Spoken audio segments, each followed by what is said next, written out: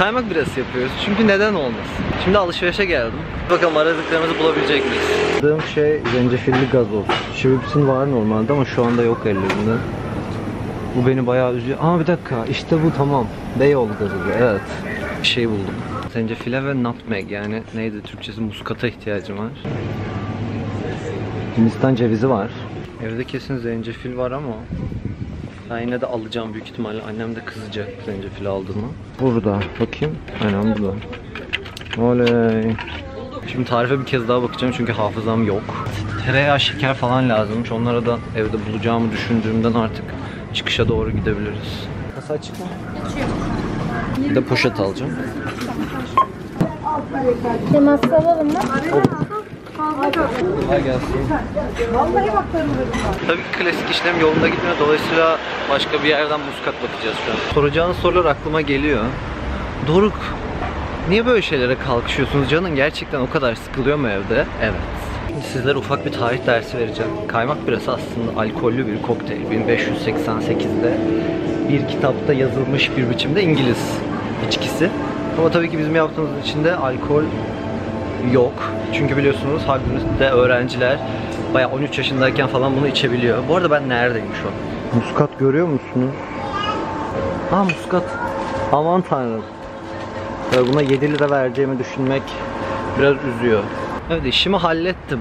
Ama şu anda market zincirleri hakkında biraz atıp tutmamı dinleyeceksiniz. Madem çok kalabalık, neden sadece bir kasa açık? Neden? Artık marketler şeye başladı, işte şu çizgiyi geçerseniz yeni kasa açılır anında. O çizgiyi geçmiştik ve kesinlikle yeni bir kasa açmadılar. Sinirliyim. Mutfağıma hoş geldiniz. Ama bu açı çok gerizekalı. Şöyle yapsak. Böyle devriliyor kamera. Görüp göremediğinizden hala emin değilim.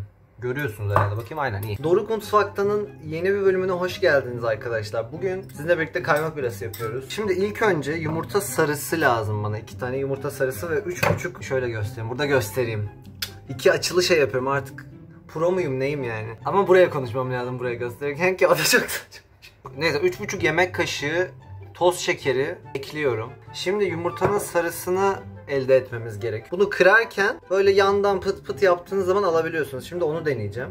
Ama temiz bir şeye ihtiyacım var. Bayağı paniğim çünkü her şey olabilir. Bu arada normalde yemek yapabilirim yaşıtlarıma göre. Karnımı kesinlikle doyururum yani. Tatlı matlı da yaparım. Ama bu kadar işte yok şunu kavur, yok şunu haşla tarzında şeyler söz konusu olduğu zaman. Bu arada galiba yaptım ha. Yes! Bunu buraya ekliyorum. Çok kötü olduğunu farkındasınız değil mi açın? Ne bu? Bu ne? Neyse, bence bunu şu şekilde eklesek. Bak aynen. Bunu kim içer bilmiyorum. Allah'tan kimsem yok bunu tattıracak. Şimdi bunu çırpacağım. Şimdi bunu çırpıyoruz. Ne dedik? 3,5 yemek kaşığı toz şeker ve 2 yumurta sarısı. Şeker moleküllerinin yok olduğundan emin olun. Sonra bir tencereye ki tenceremi henüz seçmedim. Yanda görüyorsunuz değil mi? Şurada bakın. Bunu bu ocağa koydum. Orta ateşte. Orta değil bu kesinlikle. Tencereyi orta ateşte birazcık bekletiyorum. Sonra da üzerine bu ginger ale bulamadığım için aldığım zencefilli gazozdan koyacağım. Beyoğlu bana sponsor olabilirsin bu arada. Çok amaçlı çakımız. Çıkarabilirsek. Bunu babam aldı. İşte her türlü kapak açmaya falan yarıyor. Dolayısıyla bayılıyorum. Başarılı bir şekilde. Bu arada tadına baksam ne olur? Zaten 475 mililitre kullanmamız gerekiyor. Bu bayağı güzel ha.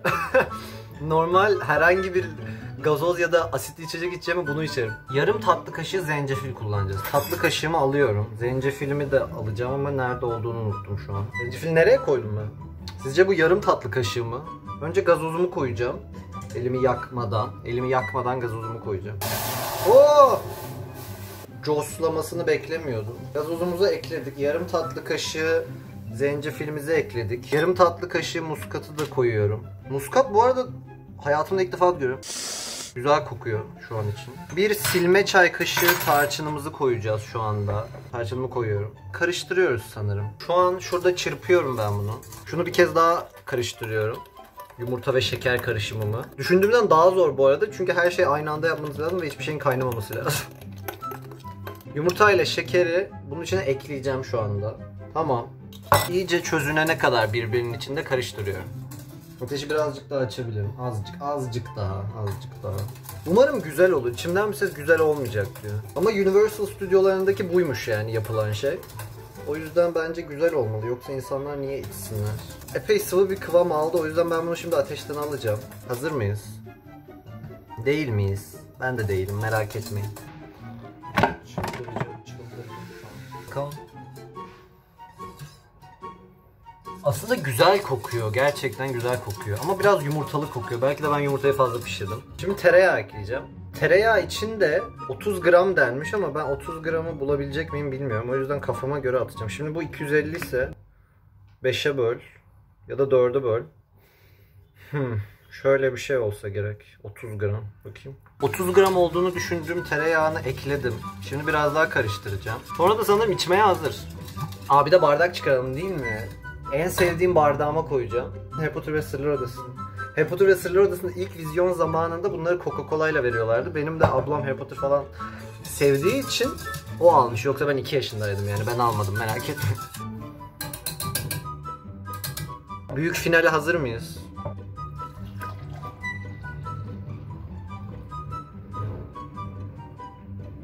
Bu şekilde yani. Kaymak biraz yaptım. Azıcık soğumasını bekleyeceğim, sonra da tadına bakacağız. Bu soğurken gittim biraz mutfağa topladım. Şimdi lezzet testine hazırız. Hadi bakalım.